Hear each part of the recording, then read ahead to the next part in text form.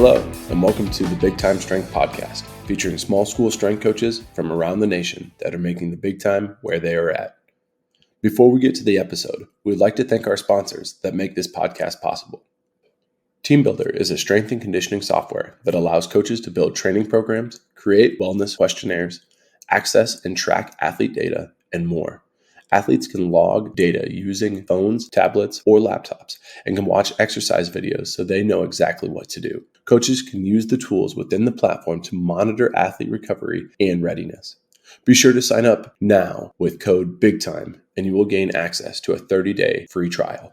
This episode is also brought to you by Powerlift. Taking your athletic facility from concept to completion can be a challenge. It is Powerlift's goal to make the process as seamless as possible from start to finish. Their weight equipment is made from the toughest materials that can withstand excessive use from coaches and athletes for years to come.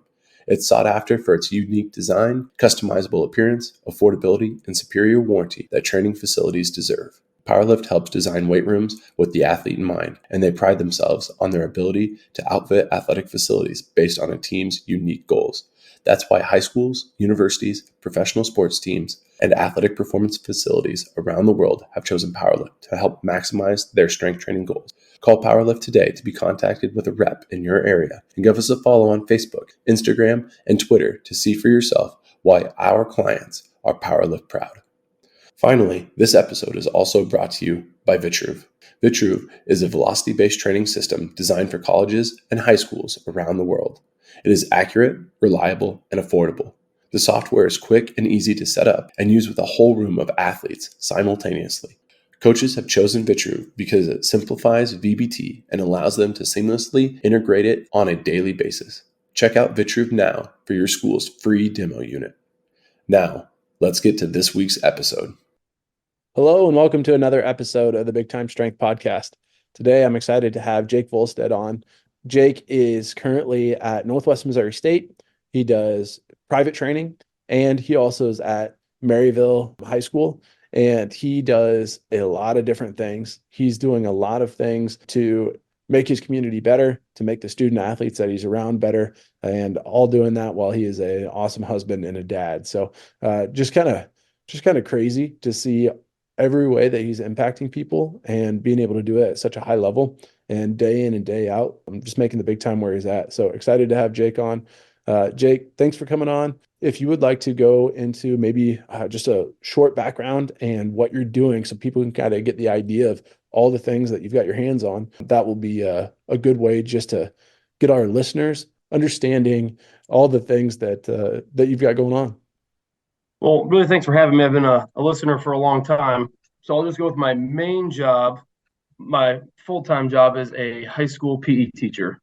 That entails I teach a lot of different classes, but I'm working with 9th through 12th graders. I teach a little bit of advanced fit, which is our strength and conditioning class. I teach a little bit of lifetime activities, which is just our general PE games class. And I teach some general fitness for those that aren't as inclined to activity, trying to motivate them. My two other jobs, one that we'll probably talk about more today, is I'm an part-time assistant strength coach at Northwest Missouri State University. And I started as a graduate assistant in the fall of 2017. I was getting my teaching degree at the time, so it actually took me 3 years. I was kind of working through undergrad and graduate level credits. So I graduated in 2020, and then COVID kind of happened. My goal at that time was to be a full-time assistant at Northwest. That didn't happen due to finances and COVID. So I had my teaching degree, so I got my full-time job across town.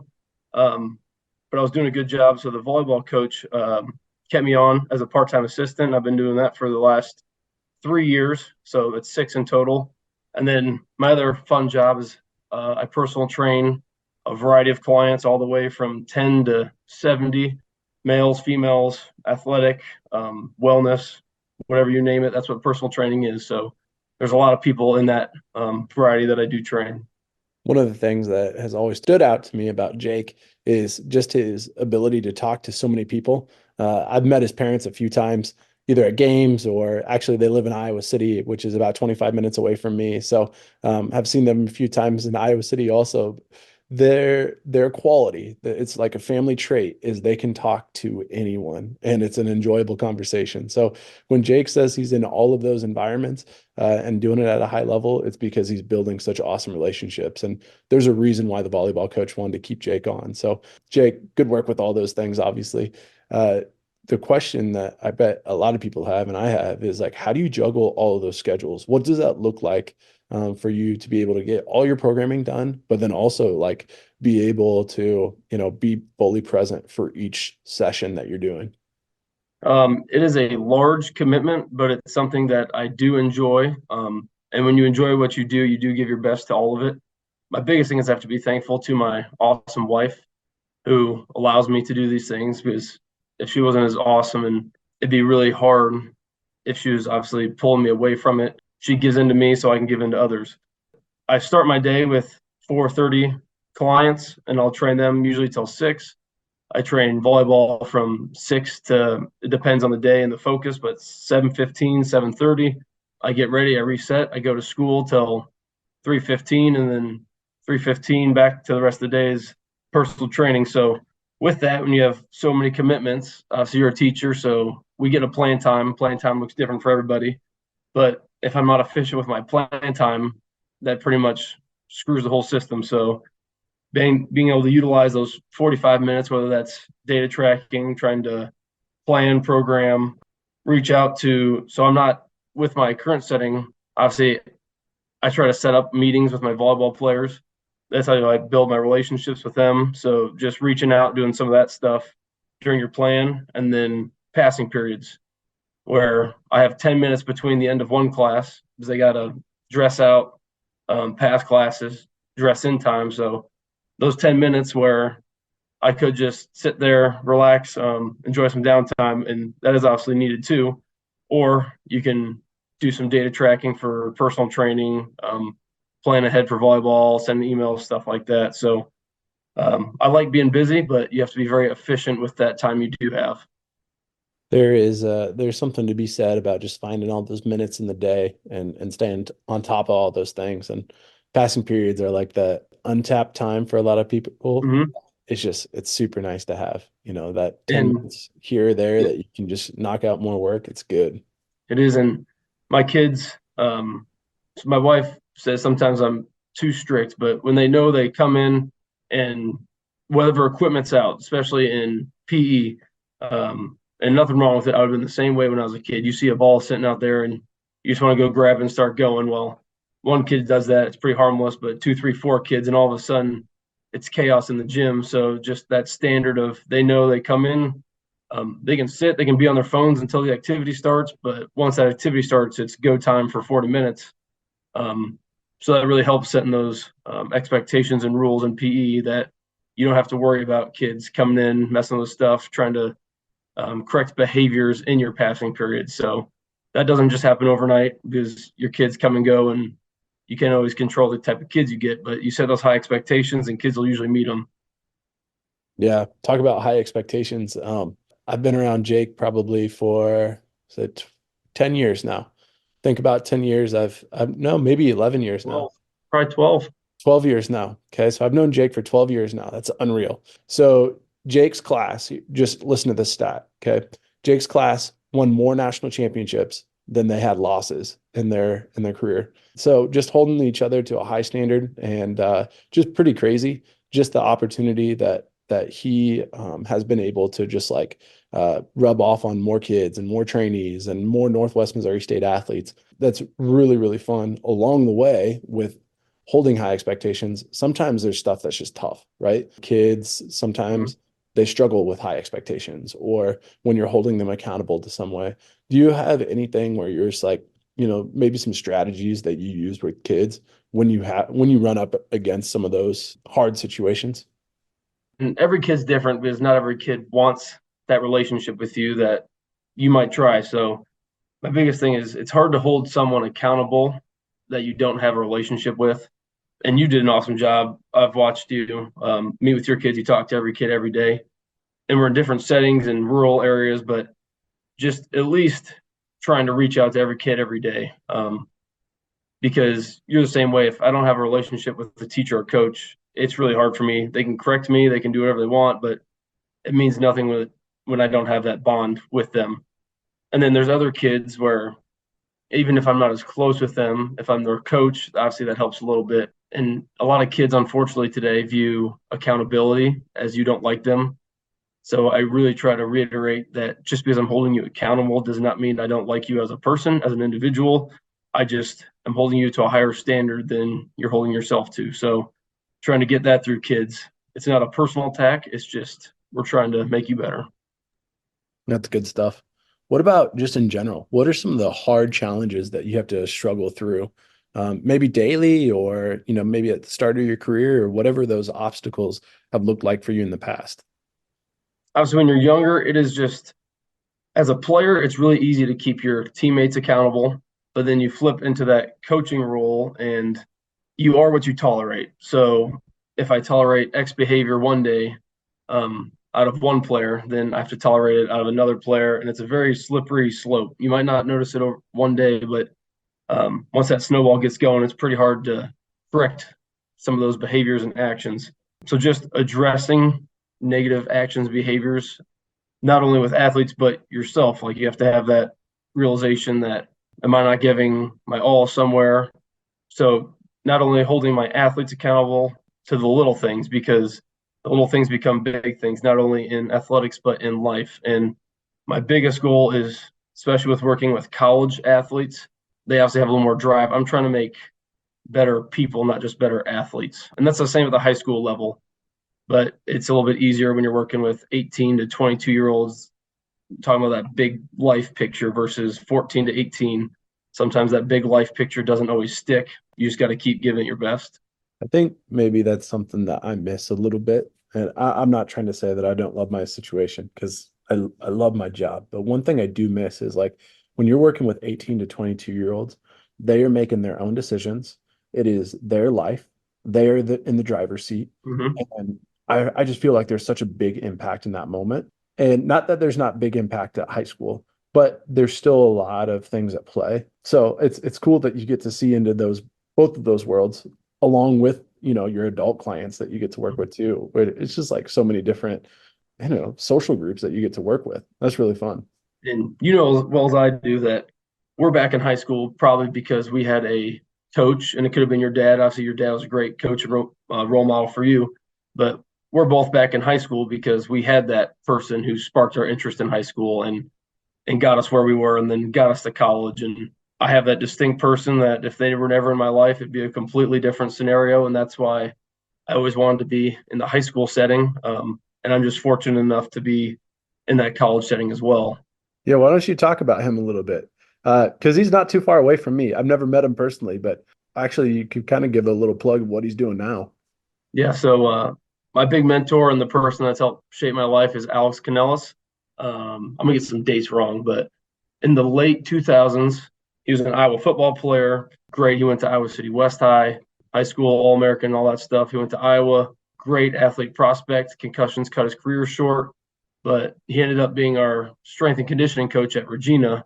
And at a very early age, I was never the biggest or fastest athlete, but through my father and life scenarios, I was always a very hard worker. So he took me in and just helped me become the person I am, not just athletically, because that's such a small portion of life. And when that's over, there's so much more to your life.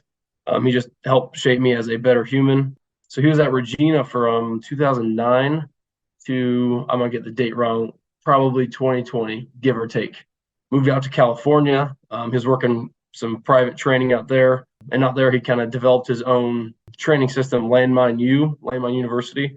Moved back to Iowa City, and right now he's currently doing a lot of online stuff with his business, Landmine U.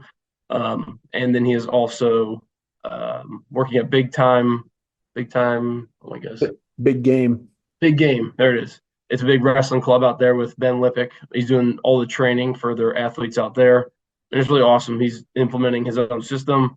And obviously, not trying to promote it, but if anyone hasn't seen that Landmine U, just looking into it for an alternative to Olympic lifts. I've been trying it out for like a year and a half. I haven't done it for my athletes. However, I love it for me personally. It's one of those things. I have a philosophy: if I can't do it, I can't teach someone else to do it. So my my goal is to perfect it before I start implementing it with my athletes. But he has been doing it for 15 plus years at a very high level, and he is the ultimate relationship builder, and his ability to pour into others, and then his ability to find those minute details of coaching, whether that's in a lift or something, like, it's just very impressive. So, but most importantly, he is the person that poured into me, so that's why I want to pour into others. That's awesome. I'm gonna have to send him this link after the show. Let him listen to this clip. That's pretty special, and that makes it all worth it when you're a coach that pours a lot of time into things and then gets a payout like that years down the line, right? And it's so I graduated high school 12 years ago. I'm not back in the Iowa City area as much as I'd like, just with baby travel work, but every time I'm in town, we still train together. And then my brother is 8 years younger than me, and he has a very similar relationship with him. And he is actually going to be in his wedding. So that's just telling you how big of an impact he's had on both of our lives, not just mine. So, yeah, I remember watching a few clips of you guys training together, probably in the last year or two. whether you want to or not, he's really good at peer pressuring you into taking videos. So, yeah, it's so cool to have somebody that pushes you even now, right? And still gets together and trains with you. That's fun stuff. and talk about making a better like it gets you outside your comfort zone, challenges you. And that's what I'm telling you, like, just his ability to coach me, almost 30-year-old, is quite impressive. So keeps you going, man. That's great. That's good stuff. I guess my next question that I would have is like just making sure that people understand what it's like to be coached by you, or kind of the feeling that you're trying to get across for your athletes. So let's do a couple scenarios just because it relates to the show the most. Let's do the college setting and the high school setting. What's it like when an athlete comes through the door and you're coaching them? What are the things that you want within your environment? What do you want them to feel? And what are the takeaways that you want them to have as far as like the actual training atmosphere? I'm gonna focus probably more on the college setting, just because, one, I've done it almost 7 years now, and two, well, I feel like, a large impact at the high school. I'm teaching 1 out of 7 classes versus I have taken care of the volleyball team and for 6.5 years, and that is just me. So with them, the first thing they do when they step on campus is I give these girls a get to know you questionnaire. And that's just my way of letting them know that I care about them outside of sport. So that's the first thing I want them to know. I want to know about your family. You have brothers, sisters, what your parents do for work.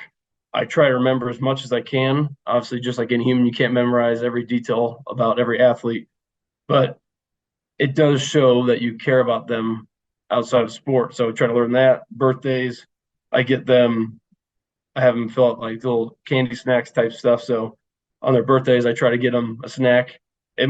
Thankfully for me, I'm working with 12 to 17 volleyball girls at a time. Obviously, if I was working with a football team of 120, buying 120 birthday gifts a year is a little more impact on my finances versus 17.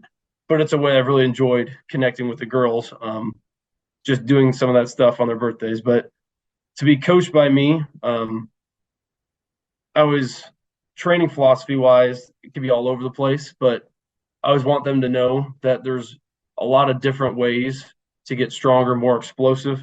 And if it hurts them, I don't want them to do it. Now, I don't mean that to give them a cop out, and they understand that. I mean that where they're coming from a lot of different backgrounds, where they could have had great high school coaches, they could have had no high school coach, they could have had personal training settings. And you never know, like, I have a good idea, but you just never know what lingering injuries. So when I say if it hurts, don't do it, I'm talking about lingering injuries. If it doesn't feel right on a joint, stuff like that, like, they understand that muscular discomfort and pain is part of training. And then I'm talking about obviously those things that they can't control. But especially that volleyball setting, they know that I care about them outside of sport. And that's my biggest thing to help motivate them, because I don't know, that's just who I am. I just want to let those girls know that volleyball is what they've known for 20 years, but in 2 to 3 years, you're no longer a volleyball athlete. Who are you when volleyball's done? Like, that's their biggest thing too, because some of them get so tied up in sport, where I'm trying to push them to be better athletes, better at their sport, better and all those aspects. But in 3 years, when volleyball's gone, who are you? I don't want them just to have that identity crisis that so many of us go through when sport is over. That was a big deal for me. It's a big deal for a lot of our teammates too. I just remember that was conversations that Joe and Kelly were having with a lot of people, with a Mm-hmm. lot of Northwest Missouri State athletes. So thankful for both of those to be having those conversations because not everybody had somebody that they could lean on Mm-hmm. for that. So thankful that you're doing that now too with your athletes. And then obviously you don't get it from strangers. You see what other people do and you see what works. But at a lot of colleges too, you get a lot of turnover. And thankfully we're at a great place. Northwest is awesome. Joe's been there, man, he's what, 15 plus years. So he has those relationships too. I'm on year 7. The full-time assistant is on year 3. So obviously turnover is less. So you can build those relationships and teach people those things versus when you're that D1 setting, it's just you're churning out athletes and they do a great job of it. That's what their job is. But sometimes I don't know. Obviously, I'm not in that setting. I just don't feel like they set up their athletes for later in life. And I just want to make sure that the 17 girls I'm in charge of know that there's more to life than volleyball, although volleyball is a huge part of their life. Yeah, for sure. I think that like that aspect of being Division 2 and having that stability, there's a lot of really big benefits to that. And Mm-hmm. not to say that like you can't make the big time at a big time school. It's just going to be a lot different. It's so much Mm-hmm. more like a business than it is like an institution that wants the best for people. Do you know what I Mm-hmm. mean? It Yep. just that's just part of it. So yeah, thankful for my Northwest Missouri State experience for sure. Me too. I came in, I always thought I'd move back to Iowa City, and by the time I graduated undergrad, I knew I probably wasn't leaving here anytime soon. And here I am 12 years later. So Well, if you ever want to come back to Iowa City, I'd love to have you around, but I totally understand why you're staying in Maryville. For sure.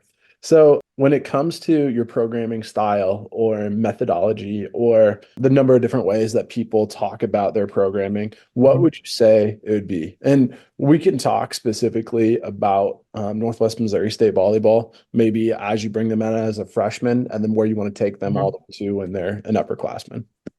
So when they come in as freshmen, it's really you got to analyze where they've been. I had a set of twins come in last year that have probably just the 2 purest movers I've had in 7 years. So it's really easy to get those twins acclimated to programming standards and where everybody else is. But my biggest thing is over the years I've gone APRE, we've done heavy stuff like that, lower body wise. Upper body, I am strictly, we don't do any type of straight bar pressing. This is just volleyball. For shoulder stress, we do a lot of neutral grip. And it's really helped them with shoulders, building that strength, a lot of dumbbells type stuff. So we've done APRE, I've done a lot of percentages. And then I just truly believe that if we're stronger on one leg, we're stronger on 2 legs. So over the years, obviously younger, you just want to push heavy weight, but then you're like, man, I'm 29 and I feel great. But if this doesn't feel good for me, what does it feel like for my athletes? And maybe they're doing fine now, but what are they going to feel like in 4 or 5 years? So it's not that we don't squat, but I put a lot more emphasis on all different variations of single leg movement, not only for being able to express strength and force on one leg, but if you can do it on one, you're sure as heck going to be a lot better on 2. So, and then this spring, this is something I'm looking forward to working with. I'm very inexperienced, but this is a whole different topic to get into. And I'm not quite there discussion wise yet, but they got Vertruve at Northwest. Jordan Schmidt, he's a GA, super smart, like a human calculator. So I'm really excited to learn some Vertruve because I've got 7 4th/5th year seniors on the volleyball team. So over their tenure, we've done percentage based stuff. We've done front squat, back squat, single leg. Don't need to get into that. APRE. When you start to look at the overall stress, and then all these girls have gone through a COVID year, where it's basically a full year of training and volleyball. And then another full 3 seasons, and now they're going to be expected to go perform at their best in their 5th year after. I don't even want to do the math on how many reps. I'm very excited to learn and experiment more with hypertrophy and velocity-based training to get them the stimulus they need without trying to beat them down with a bunch of volume and reps. So yeah, so Vitruve is actually a sponsor of the show, so nice plug there. Yeah, I honestly believe that I'm to the point now where I never use a percentage, like ever. And honestly, it has been the best thing for us because our novice athletes, a percentage was never good. And our athletes that were more intermediate to advanced, they just so much better or more accurate or auto-regulatory with VBT than it is without that. Like, I'm totally happy with just skipping the percentage along their training careers. Now, the only thing that I feel like is maybe I'm doing them a little bit of a disservice for training them later on in life. But that's something that I'll talk about in my fundamentals of athletic performance class, like our actual course, classroom course. It's just for me, and I know you said you didn't want to get into a discussion about it too much, but like for me, it has been a huge game changer for us. So thankful for just that data, another way to be able to measure what matters most. And I'm not opposed to talking about it. My experience is just very small right now. And then this is my first semester implementing it because we got it in the summer. And then we're in season. So in season's all about performance, feeling good, keeping that confidence high in my girls when we're trying to compete 2 to 3 times a week at a random schedule. So this is the first time I've really got to sit down and dig into it. Fortunately, and I'm not sure if it'll happen, but at the high school level too, do you know anything about perch? Yep. So our other strength coach is trying to get perch in our high school setting, and that's a whole nother ball game. So, but that has not happened yet. So we'll wait till that happens. But it's looking quite promising. So it'll be 2 different velocity-based systems, but it'll be fun to work with. Yeah. Well, it's ironic almost that a high school is getting perch and the college would have Vitruve.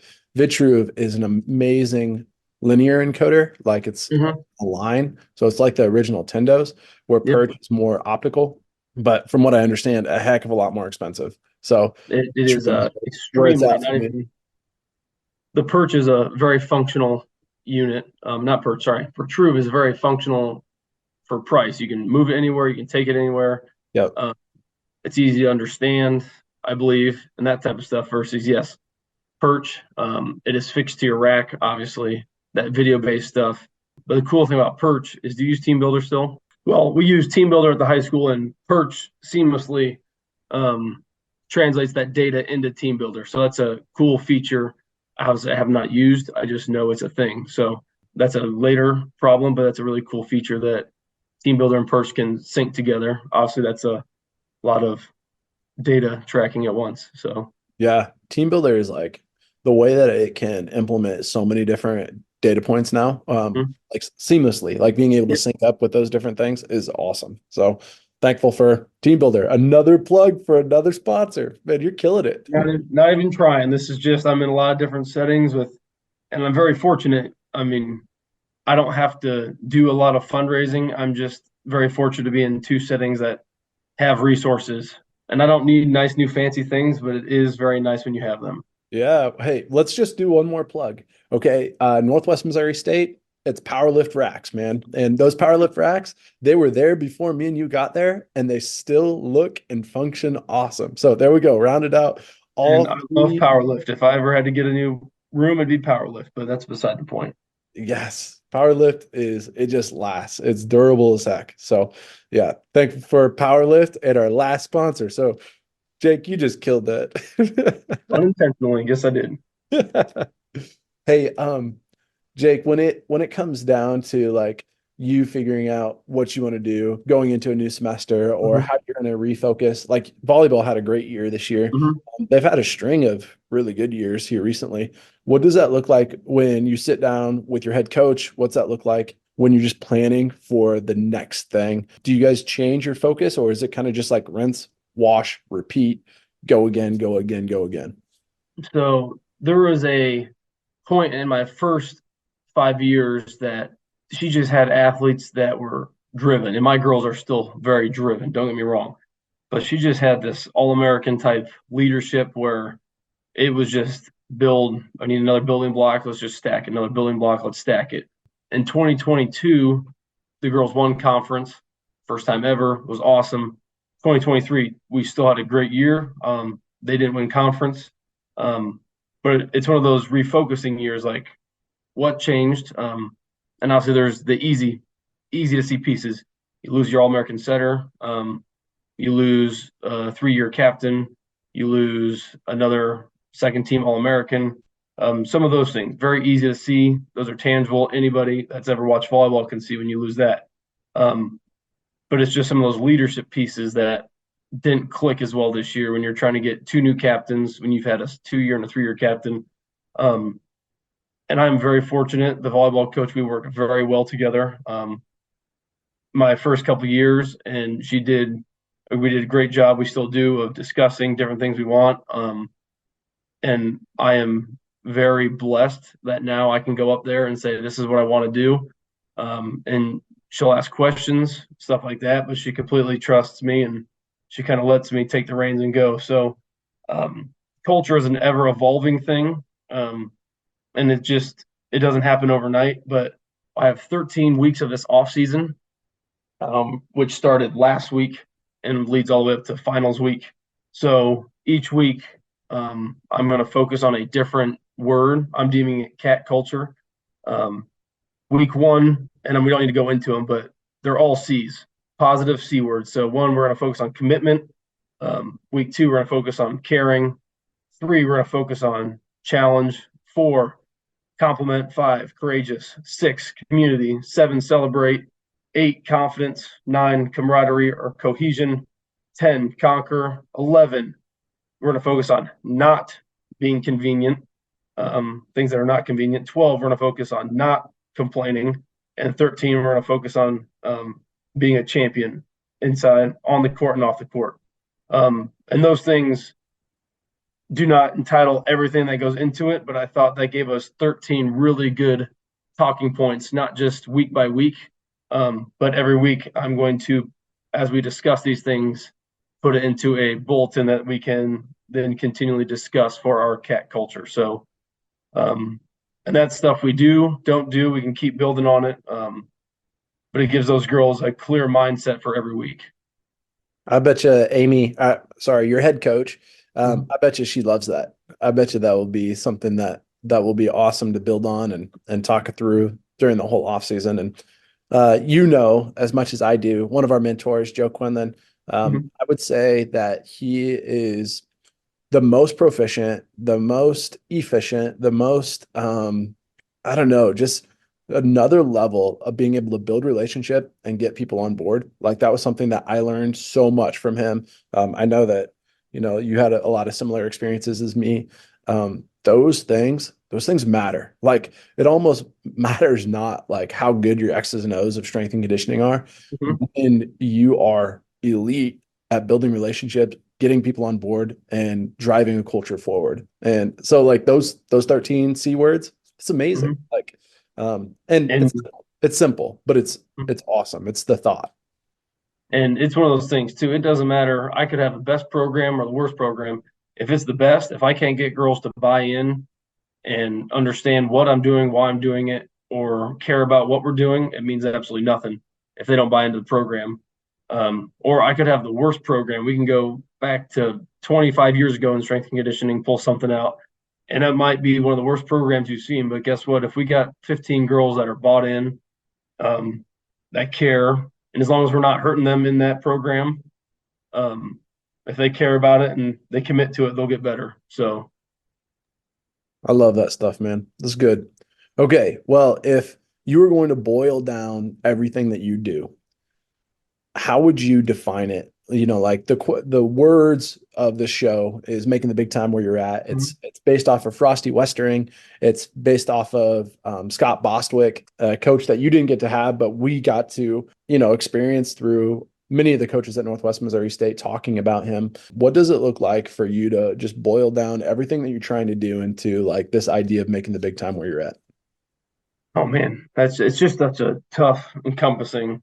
It's just a tough question. That's what we're here for, man. We want the tough questions. I know.